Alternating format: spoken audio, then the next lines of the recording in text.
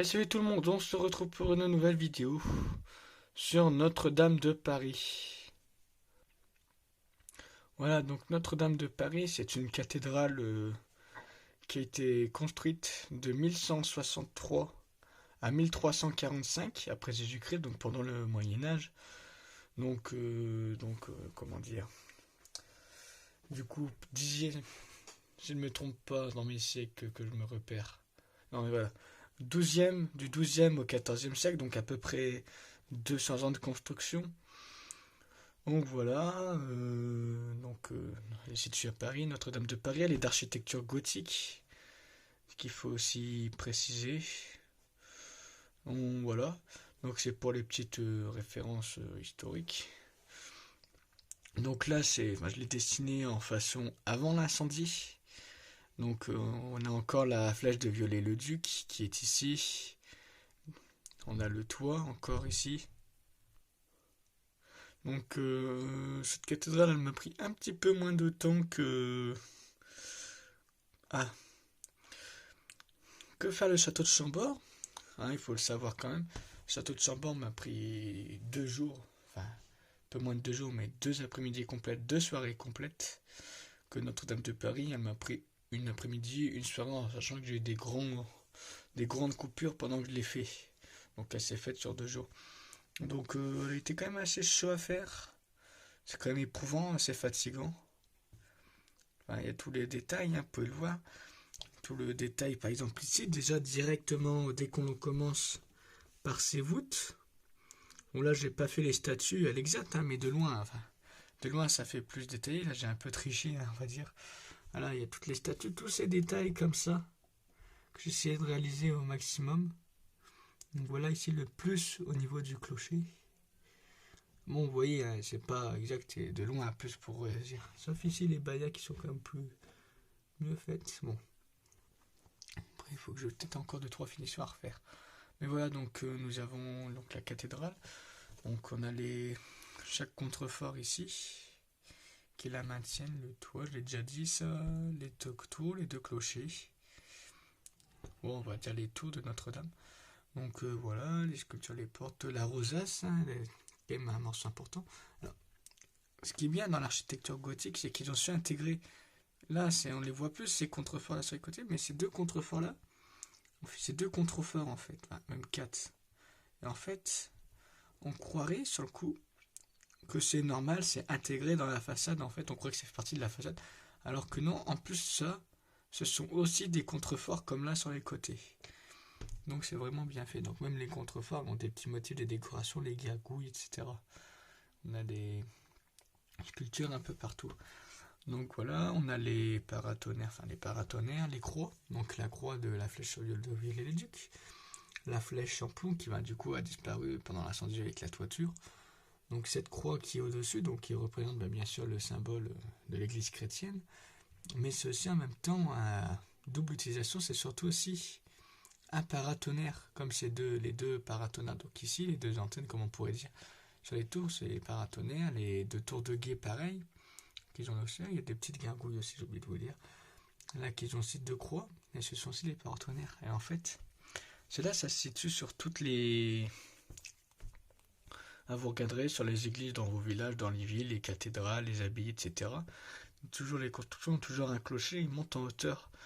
Et comme les toits sont en bois, il faut protéger. Le problème, c'est que comme c'est des constructions hautes, en cas d'orage ou de tempête, la foudre, c'est menacé par la foudre.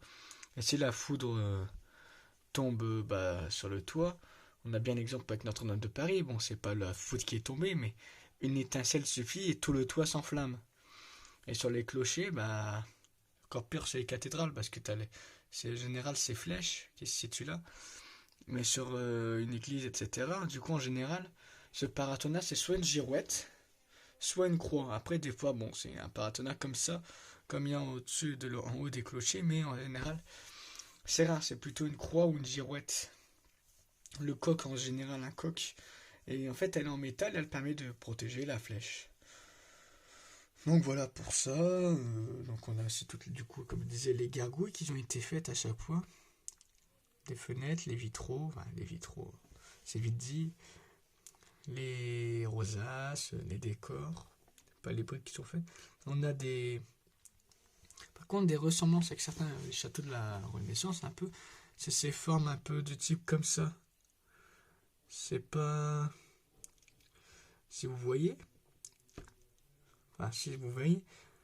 Et ben, en fait, cela, ça se situe, c'est ce qu'on trouve sur les châteaux un peu de la Renaissance. On retrouve un peu ce motif un peu là. Ce principe de grille comme ça, qu'on trouve aussi au-dessus ici. C'est aussi là, ces principes-là ici de traits, de grilles encore, bon, en béton. Un peu les statues, ces principes de statues, on retrouve un peu ça sur le Louvre. Hein. Vous voyez, le gothique, ça a donné beaucoup de l'architecture par la suite jusqu'en 1870 encore. Hein. Cette flèche là de Viollet-le-Duc était... Enfin, faut savoir pour la petite histoire que la flèche qui est du coup de Viollet-le-Duc qui a brûlé dans l'incendie en avril 2019 est à l'origine en fait n'est pas celle d'origine, il y en avait déjà une avant au Moyen-Âge. Cette dernière au Moyen-Âge a brûlé. Et donc bah malheureusement on n'a pas cherché à la reconstruire. Enfin non, excusez-moi, elle n'a pas brûlé, elle s'est effondrée. Donc voilà, ça a causé d'énormes problèmes. On a refait la charpente, plus ou moins refait. Mais du coup, eh bien le toit, bah, on n'avait plus de flèches et donc ça ne gênait pas. Et c'est durant la... Bah, sous Napoléon III, donc en 1870, donc il y a l'architecte donc Viollet-le-Duc qui est assez reconnu quand même pour avoir refait par exemple aussi le château de Pierrefonds, pas mal de tous les monuments historiques il s'est occupé de faire. Il s'est occupé de refaire cette flèche. Il a refait cette flèche, donc voilà, et bon, au final, il l'a refaite en plomb. Et puis bon, au final, avec l'incendie, bon bah sa flèche a brûlé, voilà. Enfin, elle devrait être reconstruite quand on ne sait pas, hein, quand la cathédrale. Il faut le temps de refaire tout le toit de la cathédrale. Donc voilà, donc ça va être tout pour cette vidéo. J'espère que celle-ci vous aura plu. Donc ça a été quand même plus simple, quand même un peu plus simple que Chambord. Je pense que vous aurez vu de toute façon si vous avez regardé le deuxième timelapse, vous voyez que, enfin, j'avance de moins en moins vite. Pas mal de moments, je fais des pauses en fait. Je m'arrête, je m'étire, je croise les bois. J'étais commencé à être fatigué, ça faisait beaucoup que même ça représentait quand même beaucoup de boulot. Donc bon, c'était pas facile quand même trop non plus. Mais j'ai réussi à la faire. Puis ben, pour finir, donc je vous mettrai donc dans le montage, hein, donc voilà, vous aurez la photo qui s'affichera normalement à votre droite, en haut à droite, de Notre-Dame de Paris en vrai, donc la photo en vrai. Vous aurez peut-être aussi la vidéo photo peut-être de Notre-Dame de Paris après l'incendie, mais je pense pas puisque le dessin là, comment il était fait, je voulais représenter Notre-Dame de Paris mais avant l'incendie, donc avec la flèche de Viollet-le-Duc. Donc voilà, donc sur ce, je vais vous laisser et je vous dis à très très bientôt dans une vidéo, la prochaine qui normalement sortira samedi. Allez, à plus tout le monde, c'était Tao62.